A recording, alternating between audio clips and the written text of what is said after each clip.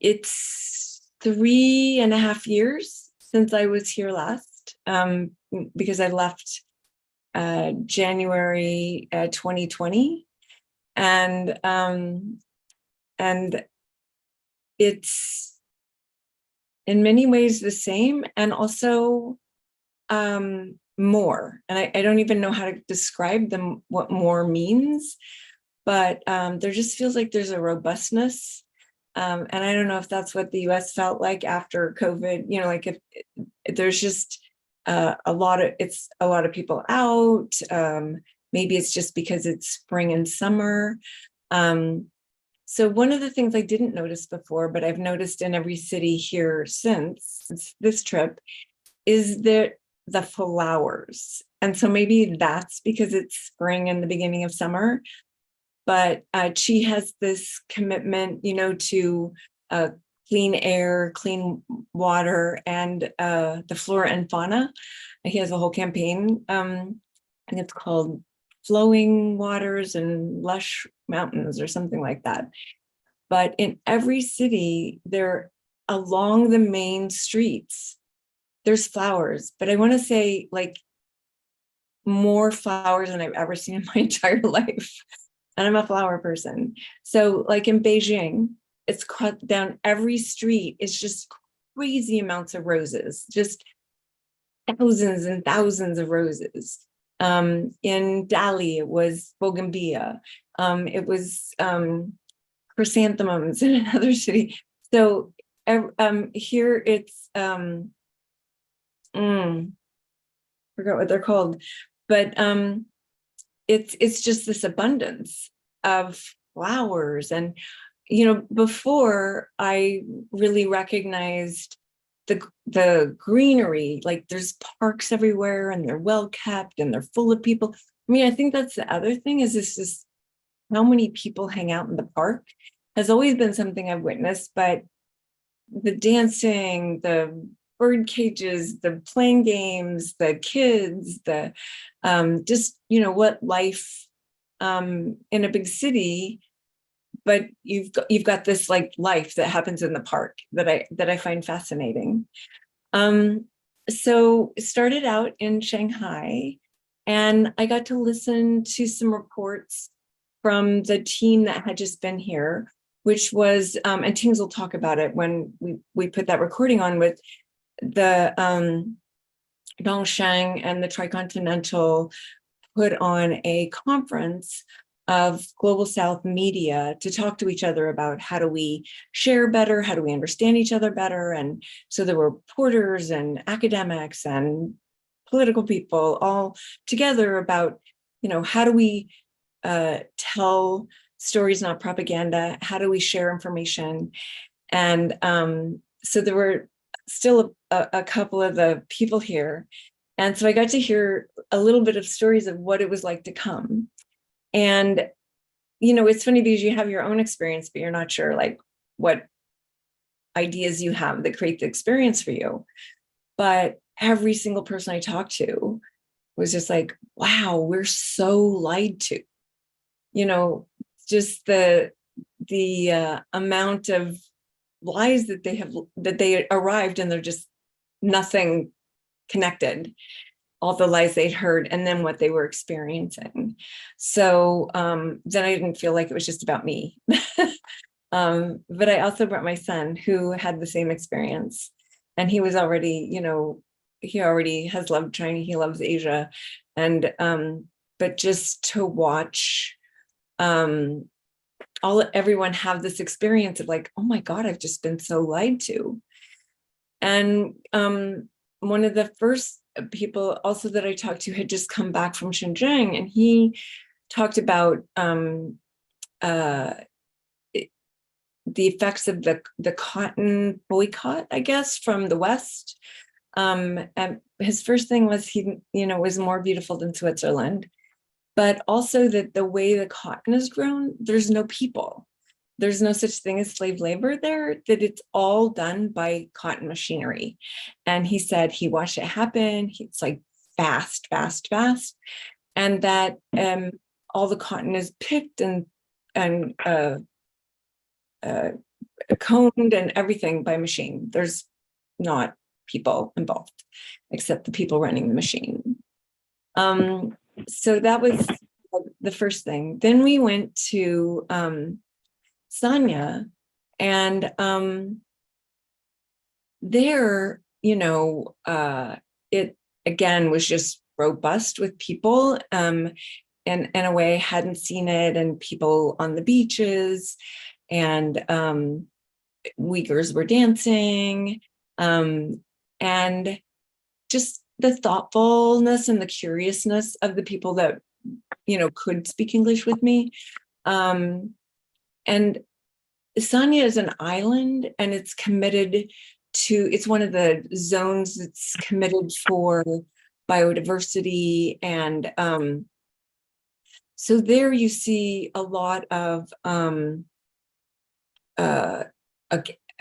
only a lot of greenery, but a lot of agriculture projects. And, but from when I had come before to coming now, it felt, and I think this is a little bit because it was more a tourist place for like Russians, and not, and in the winter for those who lived in really high, in the very north of China. And a lot of the folks from the very north of China were relocated to Sanya because it wasn't like poverty was rampant. It wasn't a place they could actually make livable. So they just moved them all to Sanya, which made everybody very happy because they had lived in Harbin, around Harbin, where it's like -20 for like long months of the year. But what I found was that there was a lot more tourism from other places around China that were there. A lot of joy and a lot of laughter. So then we went to Beijing, and Ting's held a dinner for me of a lot of her friends. And what was fun was that it was a dinner of 12 people, and there were 6 different countries represented. So just the interconnectivity of everyone. And one of the most interesting people that I met was a Cuban journalist. And she'd been living in Beijing for 4 years, and she reports on China in a paper in Cuba. But what I learned from her was that because of the sanctions against Cuba, she can't open a bank account in China because those banks would be violating the sanctions. So it was like, I know what it's like for Cubans in Cuba, but to come to China and experience what it was like for a Cuban in China and her difficulties living because of the sanctions, even outside of Cuba, was fascinating to learn, like not something I expected. A lot of the Brazilians that were here, they had been down looking at agriculture projects and really learning, and really fascinated by what was happening in agriculture, the commitment to regeneration, how quickly China moves once they see something, and that it's like there's investment made, say like, oh, let's try 5 different ways of doing this. They invest in all of them, get the feedback, and then when they find something that's worked, then it's shared with everyone. And the Brazilians were really fascinated by that because it's like they're stuck in ways that have been there for decades and decades, and nobody, first of all, they don't get investments to change, but nobody even talks about changing. And the changes are multifaceted. They're about how to make sure all the workers and everyone's making enough money to live. It's supportive to the environment, not devastating to the environment, and the infrastructure necessary in the community for all of that to happen. So a lot of the Brazilians had gone down and seen some of these projects, and they were really, really fascinated. Also, just I think we stayed up till 3 a.m. talking and singing. There's a lot of singing, a lot of joy and music and coming together. I asked everybody, like, what do you do after work? And you go to somebody's house, just like what we did, as after dinner went to someone's house singing, talking, sharing. It was quite fun. And the other thing that I noticed was that Shanghai, you because I feel like I'm gonna step off the street in front of a motorbike because you can't hear them. So that's a big fear. But in Shanghai, it's all these electric bikes, mostly driven by women. And then in Beijing, it's still bicycles. And there's just, it's really interesting. They're very, very different. And in Beijing, there's bike lanes and there's thousands of bicycles, and there's the free bicycles. So there's, like 50 on a street and trucks moving them from the places where people drop them off to get them back. So it's a very bike friendly city. And also the whole time I've been here, air quality in Beijing and Shanghai has been good. Today, I think it was 60 in Shanghai. It was actually a beautiful day, 70 degrees. And I think Shanghai is a much more walking city. As soon as I got here with my son, he reminded me that we'd like walk the whole city. It's like you're never out of something to see and you just keep following, which is a little different than Beijing, which is a much busier, more busy highways, not as much walking. I think, Beijing is DC, where Shanghai's more like New York, San Francisco. So you get the sense of these two very different cities.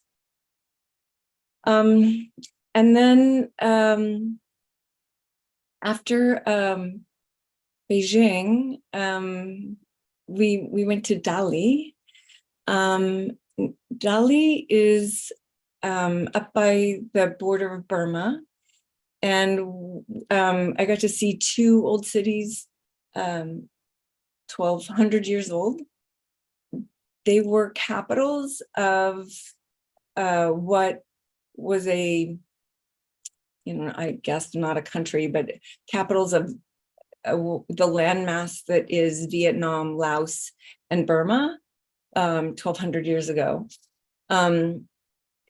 It's a World Heritage Site. A lot of the structures are still intact. But what was interesting about this place was, I guess 10 years ago, or about 10 years ago, the lake was fully polluted, like toxic. It's a giant lake in a mountainous region, and it's lots of agriculture. So the agricultural runoff had been going into the lake, nobody was caring. And so it was like, okay, we're, part of this Lush Mountains Clean Waters campaign. They made a plan, and the same, kind of, if you've seen the film about how do they take everyone out of poverty, the same planning, like, what are the 5 things that have to happen? How do you, again, make agriculture so it doesn't devastate the environment, that supports the environment? How do you create living wages for everyone? How do you build it in such a way as the economic structure is going to support everyone? And then how do you make it beautiful? I think the thing, and I know I started this way, but I profoundly am affected by the beauty, the commitment to beauty, and the commitment to what that does for people, like having that care, both in like who's creating that care and their pride and their joy, and then what it does when you witness that, what it does when you're experiencing it. So, so Dolly I wish I could take everyone. I had a profound experience my second day. We decided to take a bike ride along the lake, a 25-mile bike ride. And, I'll start with renting the bike. So you go and you rent the bike, and the ease of it, of just come in, take whatever you want. Oh, there's a backpack. There's water. There's hat if you needed. And no one wrote down what we took. No one cared. The level of trust, that was where I mean, we've heard teens talk about, how she's never in her life experienced living in a place and then realizing that she'd been anxious all her life as a woman being out in the streets. Well, was it a different level of that trust of just like, doesn't anybody care what I just walked out with? So we jump on the bikes, and I got a hat and a helmet and sunscreen and a backpack, and a fabulous bike. And so we start writing and rode all day. And there are so thousands of people, old, young, kids. I mean, one of the moments that really like affected me was just like there was this, we're at 8,000 feet. It's around 8,000 feet, the lake, 8,000 feet. And so a lot of sun. So there was this older woman. She was being ridden in the back seat of a very nice seat, and her husband was like riding in the front, and they were riding along, and her laughter and her joy, I can still, it was just like, oh my God. But you found that when the kids and the teenagers and the young and the 20-year-olds and the 30-year-olds and the parents it was just for thousands of people on 25 miles, and coffee shops and tea shops and flowers in the hair and balloons, and it was joyous. And you're just in a city of like 500,000 people, of I think it was Sunday, of just Sunday out. So when I finished that day, I felt like I had a visceral experience of something different. And it's not like I live in Venice Beach, California. It's not that I don't live in an amazing place, but it was then that I recognized I hadn't seen a poor person. I hadn't seen an unhoused person.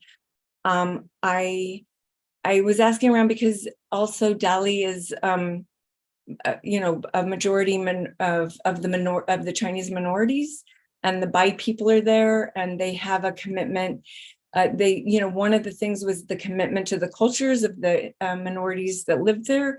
So one of the things also that's really beautiful is like you felt like you were in Greece because the Bai color is white and a light blue. So every building is white with this light blue, with this commitment to the culture.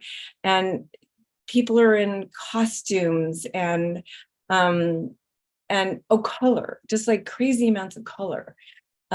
Just a boldness of dress and color and what went together. I mean, no one was wearing the same thing. Everyone had an imagination of what to wear, and at the end of the day, I just was like, the next time somebody tells me that China is an authoritarian regime, like, I know what an oppressed person looks like. I know what an oppressed person feels like. There was no one I met that was oppressed.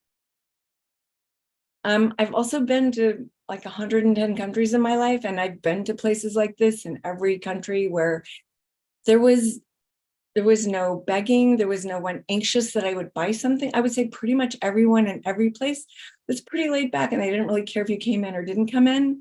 They also are pretty laid back. I mean, there's just everybody's like reading or like lounging. I mean, I went into this one bookstore, and the gal was like on a bed reading a book. And I said, could I look at this? She slowly got up to help me. It was super cool. A little bit, it reminded me of being in Isfahan in Iran about 15 years ago, where it's an old market culture, and you go in and somebody serves you tea and nobody cares whether you buy anything or not. It's about community and relatedness. And so that was also interesting, to be somewhere where there was no begging or anxiety around that you buy something. So at the end of it, I was pretty high. I felt I'd had a visceral experience of something I'd never felt before. So that was pretty profound. And just and then I don't know, just what to say about the food. And every single district, city, ethnicity, everybody loves their food and is proud of their food. Yo. It was fun to it was fun to watch the teasing and the joyful fun of Szechuan's better than Yuhan, and that play of what's the best food, and I guess that I just relate to the play, that there's a lot of teasing and fun and play, and you realize like that's nobody's stuck in their point of view or fighting with you about what. There's a lot of curiosity. And then I went to a mosque there. I also went to a Catholic church. And the Bai women there, it's Bai, BAI, their income in this project has increased 6 times in the last 10 years. So imagine kind of what kind of happiness that would bring, but it like pretty palpable, the joy and the celebration of life. So I really did feel that liberation. I mean, it really was palpable, and I was quite moved by it.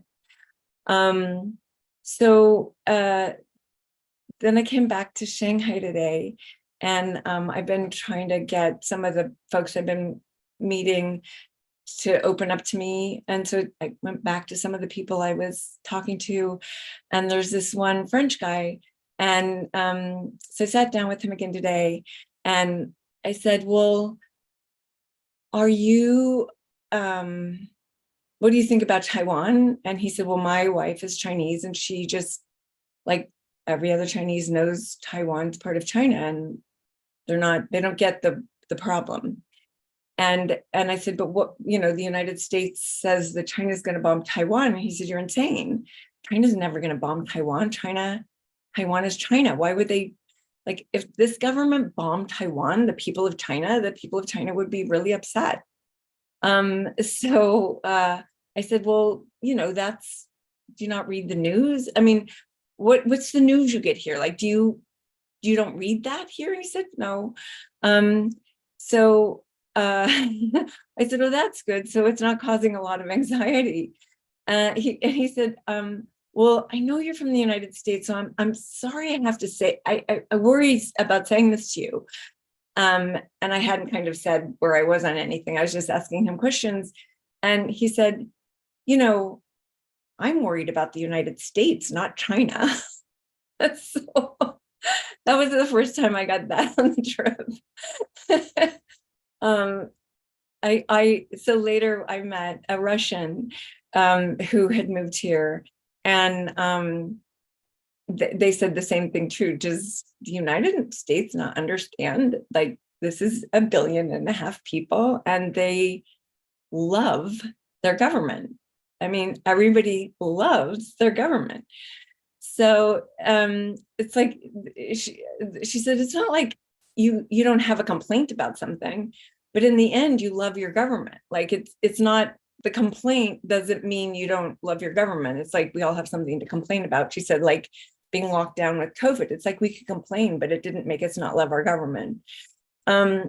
So that was also super fascinating. But anyway, that's my journey up to now. And Wei is going to play my little conversation with Tings.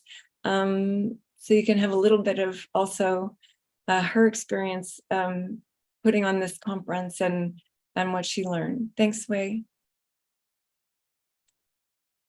and then we'll come back for questions.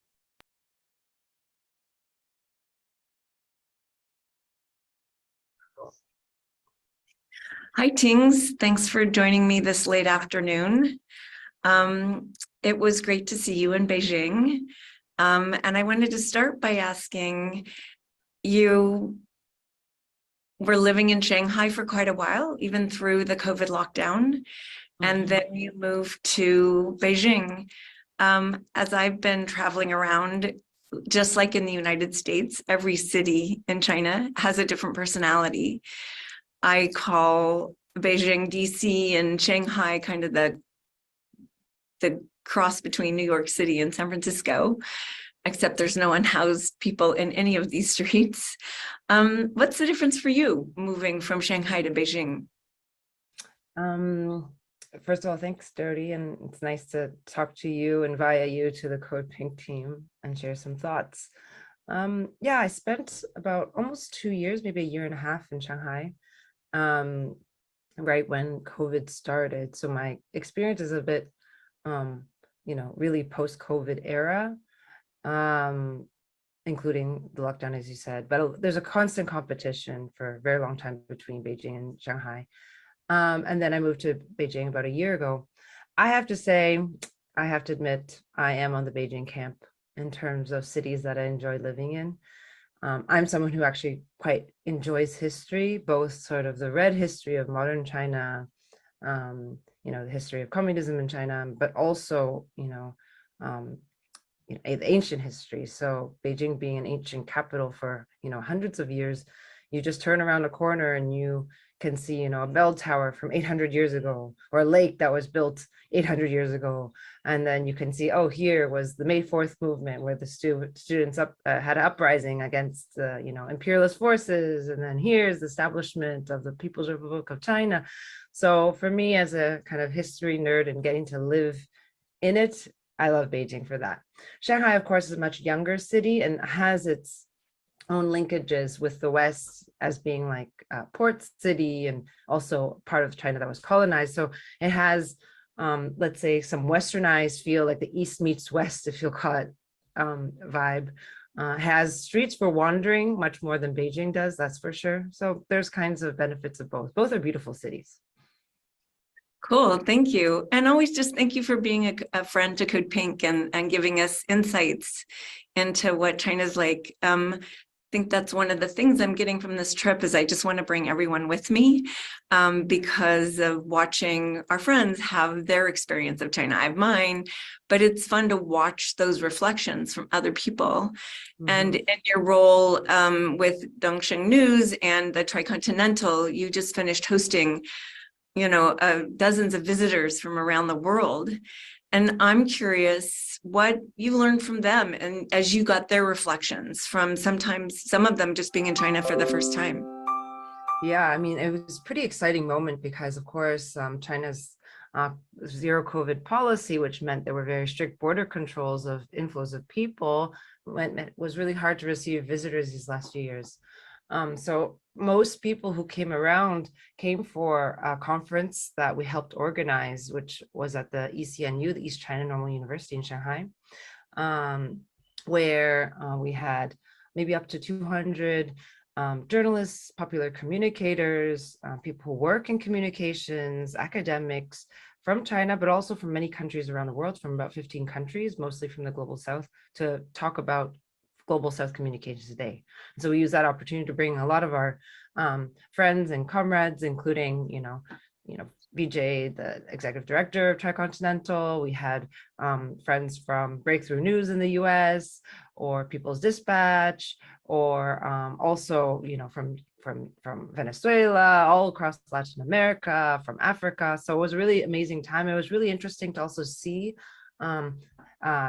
the different people's experiences of China. And luckily, many people did get to step out of Shanghai, the big cities, to get to even visit some of the countryside or, the smaller towns and get to see for themselves what life is like, get to talk to people, which is something that I think a lot of people don't get access to because the realities in China are so filtered through the lens of Western mainstream and corporate media that it almost feels like they aren't real people. And that's one of the reasons we wanted to have a conference anyway, because one of the things about, this new Cold War, or supposed new Cold War, because I don't think the old Cold War really ended in terms of, the war industry around it, but we can get into that later, is also about the media media control, the hegemony over media, the platforms, and the stories. So how do we, especially people from the left, people who are for peace, people are from the global south, how do we get to share our own narratives and talk to each other directly? So I think your trip particularly is really important, because you're getting to go around to different countries and basically see for yourself. I'm sure in all your experiences you haven't had any kind of barriers to just talk to someone, aside from obviously language, but people are open and quite friendly actually to share their experiences. Well, what did you hear from some of our friends that came from other countries, and how did they reflect on their experience of China? Back to you. Yeah, I mean, I had a chance to spend a few days with a delegation from Africa, and there were friends from South Africa. People come from unions, specifically the National Union of Metal Workers of South Africa. We had the national spokesperson here, as well as friends from Zambia, the Socialist Party. We had friends from Ghana and also other regions.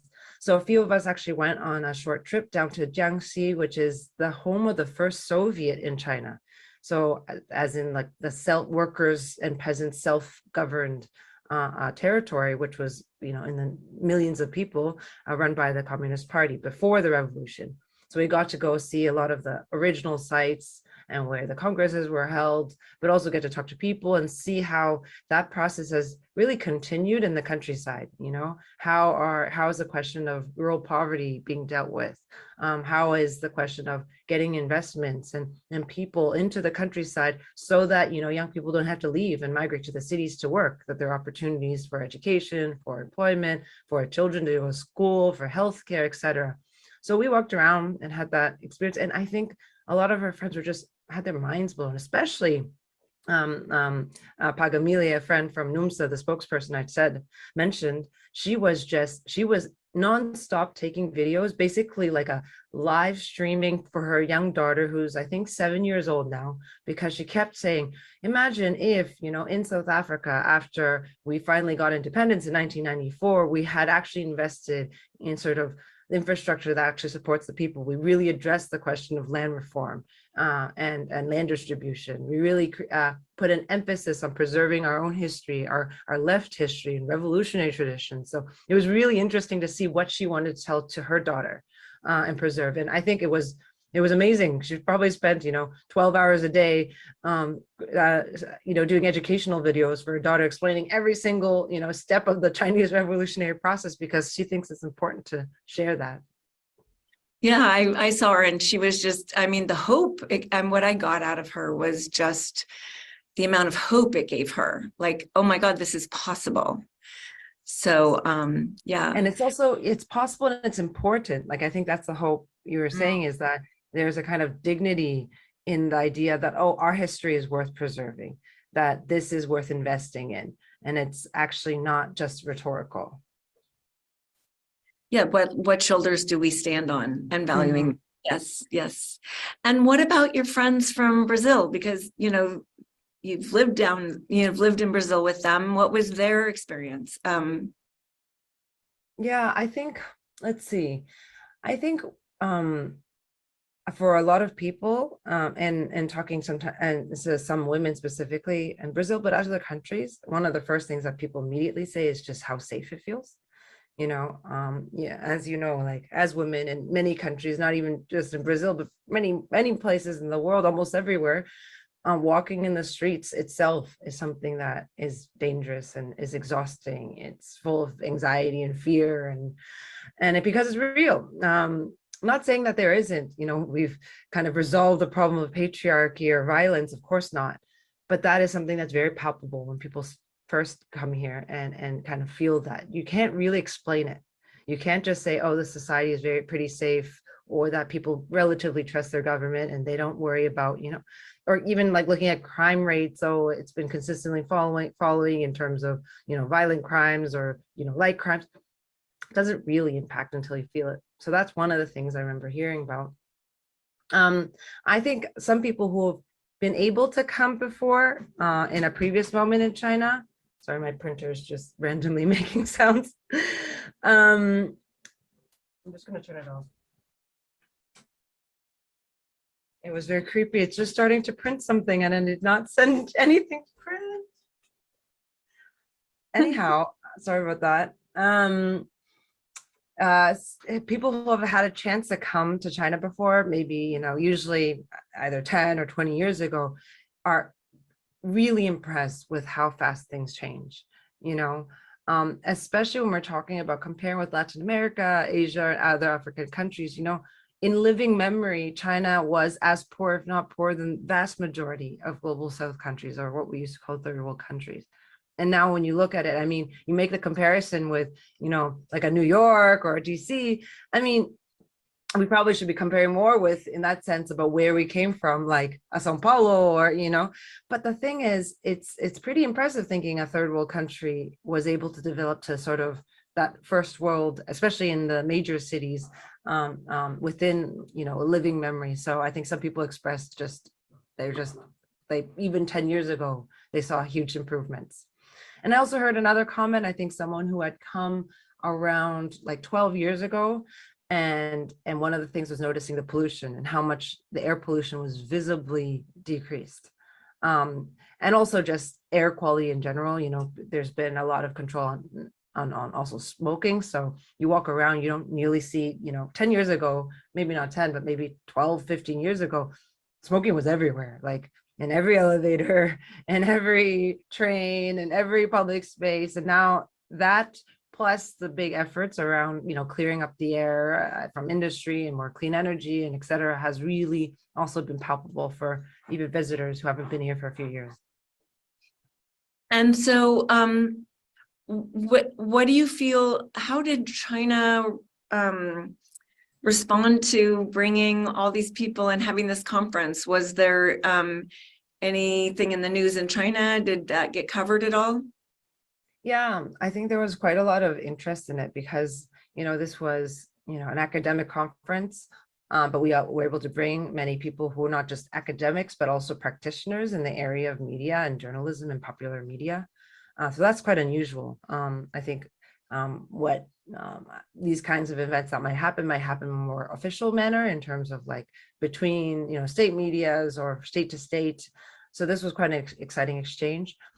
We definitely did see some coverage because there was a lot of interest, both from, public media like CGTN, but also from private media like Guanchao, who is quite a big media here, one of really influential one, plus some, up and coming private media groups did lots of interviews. We're just so curious to talk to different leaders and thinkers and journalists from Global South and have that direct contact.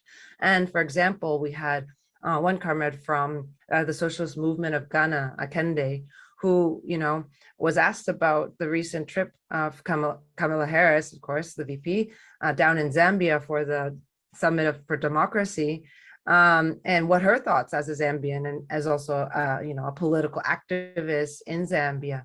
And she talked about how there was kind of this irony that was lost to, I think Kamala Harris, that she was there going on and complaining about China's influence in Africa, China's influence in Zambia, while she made a comment something like, and she said it way better than I did, I can, which is that, she comes, she lands in an airport built by the Chinese, and she rides on a train built by the Chinese, and she has a summit in a building gifted by the Chinese, as in not even, just built by the Chinese. And she has a right to tell us that we, basically we can't be friends with China. We can't choose our partners. And that just viralized, just that little clip of a longer interview viralized. So this is the kind of thing, there's a lot of people in China that are curious to hear, especially not just, an anti-US narrative, but also kind of some common sense to say, hey, there's a kind of arrogance that we're sick and tired of the US telling us what we should do, how we should develop, who should we be friends with, and thinking that they have like the moral hegemony to say, to in terms of what the so-called rule-based international order is. And I think that time is up, and people are feeling that, and people are feeling frustrated. And excited to see that being shared by friends in Africa and Latin America and other countries in Asia. Well, thank you. I don't want to take too much of your time up, but one last question. So since the opening up, where it's now easier for people from around the world to come, um, are you experiencing any differences? What is that for you here? Well, aside from being able to receive visitors and being able to move around a little bit easier, which is lovely, and it's also summer, I mean, I don't think there's been a huge shift. I guess one of the things is we still need to have some caution because we know, COVID comes in waves, and even recently there's some more cases. Of course, the population is more protected, but just by vaccination, but we still have to be safe and not think that, virus is over and that we can just do whatever we want without caring for our neighbors and our friends and those around us. Cool. Well, look forward to our next conversation, and I look forward to hanging out with you this weekend. Yeah, absolutely. I'm looking forward to seeing you. All right. Thank you. Thanks, Jodie. Hope that's useful.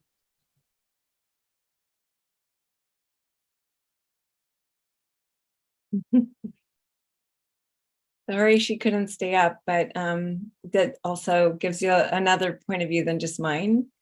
And now I want to turn it over to Wei to tell us kind of what's active right now if people want to be engaged, and then we'll open it up for questions. All right. Hi, everyone. So I know we are sort of short on time here, and I'm going to share a lot of links in the chat. I promise I will send out a follow-up email to you all in case you miss any of these things. First of all, I really want to share with you a recent win that we had. Last Tuesday, the Senate Committee for Appropriations held a hearing on Biden's 2024 budget request. And Secretary of State Blinken, Secretary of Defense Austin, and Secretary of Commerce Raimondo were the ones who were the witnesses there. So these are the biggest warmongers in this country, and we made sure that we were there to tell them China is not our enemy, because the hearing also names China in the title. We have Medea and another activist wearing T-shirts that said "CODEPINK is not our enemy." Code Pink saying China is not our enemy. And our other activist, Olivia, who's our DC organizer, also held up a sign that said "Money for the poor, not war." She stood up right after Blinken spoke to disrupt him, and immediately she was told by security to sit down. She got a warning basically, and then later she asked when she decided that it was time for her to leave the hearing because she had another hearing coming up in the afternoon. She left the room, but as she was exiting, she held up the sign again, but she wasn't making a noise. She wasn't saying anything. It was just very peacefully walking away, but then the security still immediately arrested her. So our organizer had this experience, and we really want to share that story to say that where is the free speech, right? In the people's house, they are shutting down the voices of peace. Oh, okay, I can't figure out how to share the links, but maybe very quickly. Sorry about that.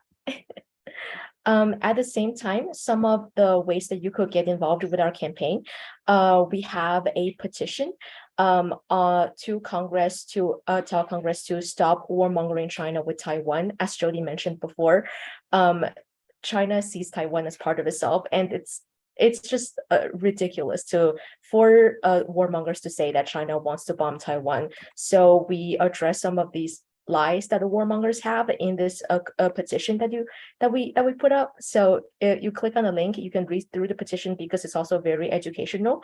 And if you sign your name on it, we will make sure to deliver it to members of Congress in person. And as always, we also have the PBS campaign. I just have a lot of links here.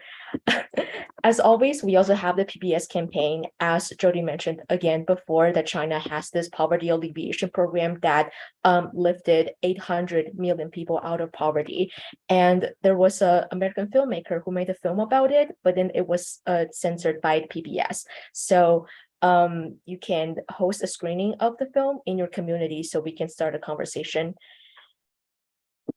Oh, technology. Awesome. And additionally, I have a couple of ways for you to plug in if you're in the Southern California area. We have a week of peace activities that we call it Peace Week to resist the US military's normalization and promotion of war down in LA Harbor this Memorial Day weekend. For more information about that, you can click on this link. And if you're not in an area to accompany this week of disruptions and candlelight visuals and also arts events, we also have a webinar, again, with Jodie on Memorial Day at the same time. So Monday, May 29th at the same time this webinar started, 9 a.m. Pacific time and 12 p.m. Eastern. Finally, another thing for LA area folks, we have, or for everyone really, we have another teach-in by one of our activists for the campaign, talking about navigating the politics between China and the US. It's going to be in person at Midnight Books in Whittier, which is in California. But if you can't attend, you can also click on the link and we will live stream it. So yeah, that's everything that's going on our campaign. Thanks, Wei. So any questions that I can answer in the next 10 minutes before we're done? Sorry, that was a lot. I didn't realize I had so much to say. Jeff. Did you go by train or by plane? I went around by plane because it was really far. Really far, okay. Yeah, because I went, Sanya and then to Beijing. So the train to Sanya would have been a day and a half. Because you have to, you have to cross the ocean and go to Haiku and then go to the other side of the island. By the way, Okay. the island is lower, like Sanya is lower than Hanoi, just close to Hanoi. So yeah, it was, they were far distances. They were actually long plane rides. I think it's 4.5 hours from Beijing to Delhi. Well, it beats the 12 hours. Yeah. Linda. Hey, Jodie. Wow, this is so great. Yeah, I took notes and I'll share it with our local chapter. How much longer will you be away? I come back the 2nd of June. Whoa, okay, you still have some time there. That's terrific. Yeah. Now, who are you? Are you just randomly talking to people, or are you arranging meetings with certain audiences? Well, so I had my son here for the last 2 weeks, so mostly I've been just trying to show off China to my son. Yeah. Meeting like my community that lives here, so that's taken a while. And then randomly, whenever I meet anybody that can speak English, I try to have a conversation and talk about the, like what it's like for them, what's happening, and learn. But tomorrow I'm meeting with 2 professors from Taiwan and an interview for a news agency, and then I'm meeting with a woman who's got a video production company. She works with Wancha, who I'm hoping will help me pull together a CODEPINK trip here. She's very interested in helping do the trip. Follow-up question. May I ask a follow-up if nobody else has a question? Yeah. Duncan does, but yeah, I'm sure we can fit them both in. Yeah. Go ahead. The other person should go. No, go, Linda. Okay. Well, speaking about the joyful aspect of your presentation, yeah, that I mentioned to our CODEPINK colleagues that I stumbled upon a travel vlog that's produced by an Italian Chinese couple, Rachel and Luca. And again, every time I watch their pieces, they're just so happy and joyful. I've never been to China before, even though I'm of Chinese descent, but it blew my mind. And yeah, similarly, your talk today, yeah, crazy. That's all. I mean, it is kind of, it's like there's this way, I know for myself, it's like I feel weird, like, well, maybe I'm just getting a slice and, maybe if I Yeah. went somewhere else. But this time I went a lot of places, including a lot of, I've been to a ton of neighborhoods now in Shanghai and Beijing. And it's just, I really got comfortable with, oh my God, this is what it looks like not to be oppressed. And to have, Harvard and Pew have done the study that show that 95% of the people in China like their government. And it's not propaganda. It's not like, no, they don't have a gun to your head. First of all, like, now that I've been here, like, it's like, I've been talking to like the police and people about the police. I wanted to understand people's relationship to the cops. They don't have a gun. They're these little tiny people, with super tiny, and which is like, I've heard shirt, no, like no fancy gear, no protection, and they're friendly. And I mean, like, everywhere I go, nobody bugs you or thinks you're wrong. I think that's the other thing. I'm always blown away. It's like the first thing is support, not anger, hatred, or you're wrong in some way. And that's super palpable also. So yeah. I don't quite understand that experience of feeling like you're wrong here in the US. Could you explain that a little bit? If there's time. Whenever you like, you ask somebody at a store and they snap at you like you bothered them, or a cop who like all of a sudden is super suspicious, or what did you do? There's an aggression in relationships. And I mean, especially like any of the cops I see like in this neighborhood, they're, first of all, I'm blown away by just no coverage, no gun, and just how nice they are.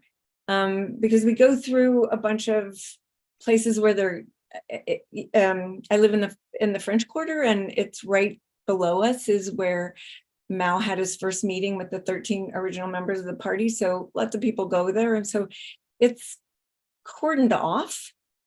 There's 2 cops that stand on both sides. They've never asked me anything, never like said anything aggressive, never even anything. I just walk through. They're just there. There's no aggression. There's no, how, I don't know. It's, yeah, it's just friendly in that way. Supportive. They're in the way that we think of, they're supposed to be peace officers. They are peace officers. It's and there's no guns. That's the other thing. Guns.